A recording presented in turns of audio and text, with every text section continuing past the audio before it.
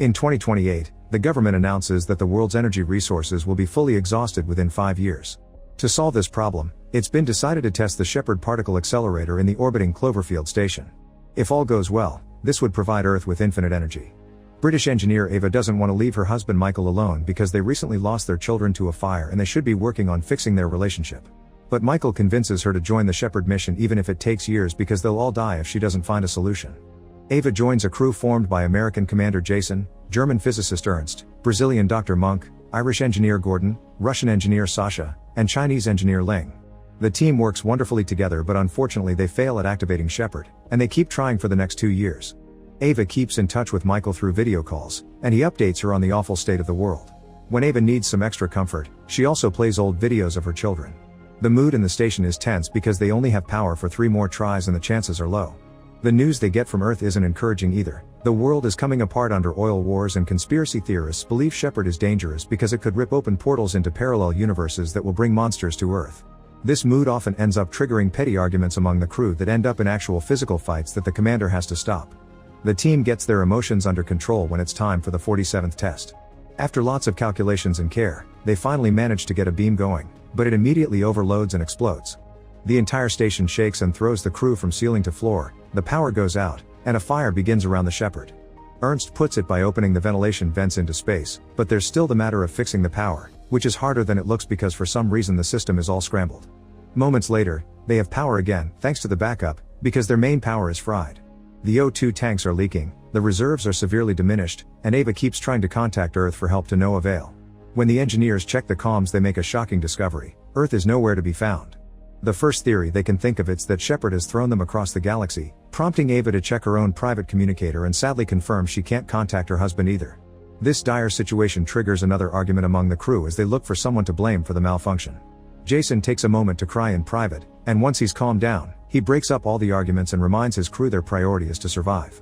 Each person is assigned a repair to work on, but when Ava and Sasha go to check on the gyroscope that aids in the station's navigation, they find it missing. That's not the only weird thing happening. Sasha keeps touching his face because he feels something bothering him under the skin, and there are some weird groaning noises coming from one of the walls. Yet another argument begins because half of the crew doesn't want to break a wall and release something dangerous, but they don't have any other choice. As soon as they take the panel off, they are shocked to find a woman named Mina Painful stuck among the wires. Nobody knows who she is, but she mentions Ava's name.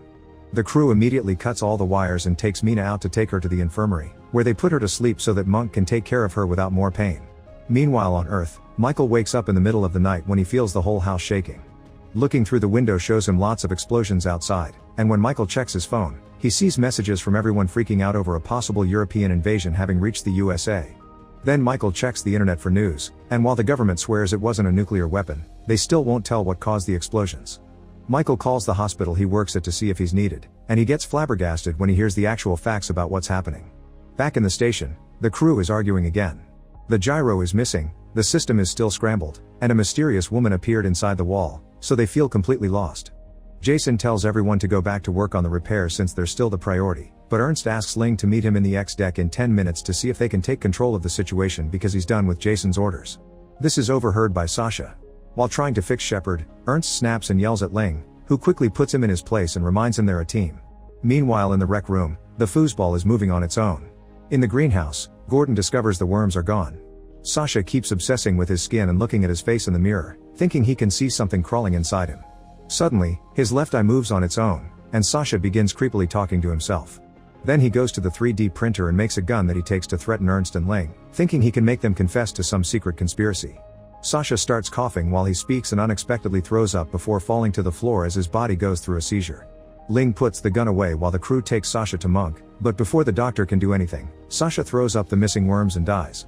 A terrified Ava goes to her room to stop herself from having a breakdown, but she returns when she hears Mina has woken up. Jason is wary of this woman, but Ava still approaches her and asks her what she's doing here. Mina wonders the same about Ava and explains she's been in this station for 2 years, she knows all the others except for Ling. Ava tells her Ling is the Shepard engineer, but Mina says that's her own job and that Ava was supposed to be on Earth. Mina swears Ava had been the team's civilian coordinator and they were friends, but Ava still doesn't know who she is. Upset over the fact nobody knows her, Mina clings to Ava with a hug and whispers in her ear not to trust Ernst because he was the one to sabotage the ship. When Jason learns about this, he checks the system and finds emails confirming Ernst is a spy. Jason immediately goes to find him and beat him up before locking him up in a room as a prisoner, although Ernst swears he doesn't know what they're talking about. In the meantime on Earth, citywide destruction has been reported. Michael's driving to the hospital while calling people at the base to send a message to his wife, only to hear they've lost contact with the station. Suddenly Michael stops the car because he sees a giant shadow walking away from a destroyed house, where young Molly is yelling for help. Michael takes her with him in the car, but they can't go to the hospital because Michael gets a message that the building has been destroyed too. He promises Molly she'll reunite with her parents later, then he takes her to a shelter that belongs to a friend that is out of town where they can wait safely. In the station, Gordon is working on the repairs when suddenly a weird hole appears on the wall and swallows his arm. This strange hole is capable of moving all over the wall and dragging Gordon with him. Jason and Ava hear him cry for help and come pull him out, but once he's free, Gordon is shocked to discover he's lost his arm. Monk takes a look at it but he can't find any clues, especially since Gordon swears it doesn't even hurt. Things get weirder when the door to Ernst's room opens on its own and he comes out to find something in the corridor that makes him call the crew. Everyone joins Ernst and finds Gordon's arm crawling on the floor. Gordon swears he isn't controlling it, so the crew puts the arm under a glass box while Ernst explains this proves the conspiracy theorist right. The Cloverfield paradox is real and two realities in a multiverse are fighting to occupy the same space, creating chaos.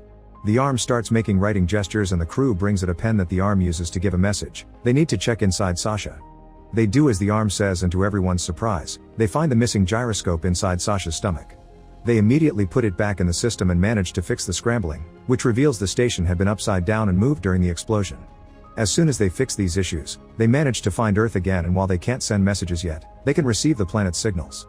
The news clips that appear on the screen are weird too. They talk about a 14-month-old world war that was caused by the destruction of the Cloverfield station, which fell in the middle of the ocean.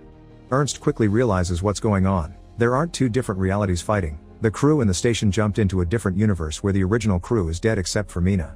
Ernst wants to fix Shepard and fire it again to return home, but Monk and Gordon want to help the people on this Earth. Ling disagrees and thinks it's too late here, so they should go back and prevent this war from happening on their Earth. Ernst stops the argument by pointing out that going back is their only option because the longer they stay, the weirder effects they'll go through. Later when Monk checks on Mina, she explains her station also failed when Shepard overloaded, and she can tell they are a crew from a parallel dimension. Ernst and Ling think condensation caused the Shepard to overload, so Ling goes to fix the ventilation to help with that problem.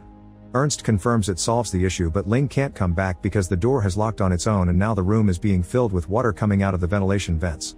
Ernst, Ava, and Jason rush to help her, but they can't override the locking code, and they don't have enough strength to pull it open manually. Eventually the pressure of the water breaks open the outer door, and Ling dies when she's hit by the vacuum of space. After the crew has a moment to grieve, Ernst wants to get back on the repairs because losing Ling proves being here is dangerous. They can't finish fixing Shepard without Ling though, so Ava points out Mina is the Ling of this universe, thus she should have the same knowledge. Jason continues to be wary of her, but they don't have a choice. Back on Earth, Michael's sure the paradox Ava had told him about is behind all this. He's calling a friend in the Force to see if he can locate Molly's parents when suddenly, the shelter begins shaking and a monster roar can be heard outside. In the station, Mina's finally allowed to leave the infirmary, and she accepts to help if she's given all of Ernst's research to help her Earth. Ernst protests, but Jason reminds him they'll leave this dimension and the Ernst from this world is dead, meaning he accepts the deal. Mina will require lots of power to fix the final section of the Shepard, and the guys begin working on it while Ava takes Mina to her new room. Ava also takes the chance to ask why this universe is Ava stayed on Earth, so Mina plays a recording to show her that here her children are alive and she stayed with them. The guys are trying to figure out where to get the power they need to activate the Shepard again and think they could shut down the oxygen temporarily. They would get 2 hours of oxygen to fire the Shepard, and when they return to their universe, the now working Shepard should provide power to turn on the oxygen again. Ava interrupts them to ask Jason for permission to take a pod to Earth to see her kids.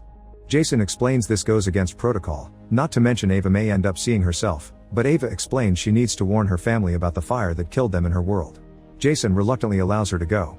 The crew begins working on their plan and Gordon goes to shut down the oxygen tanks.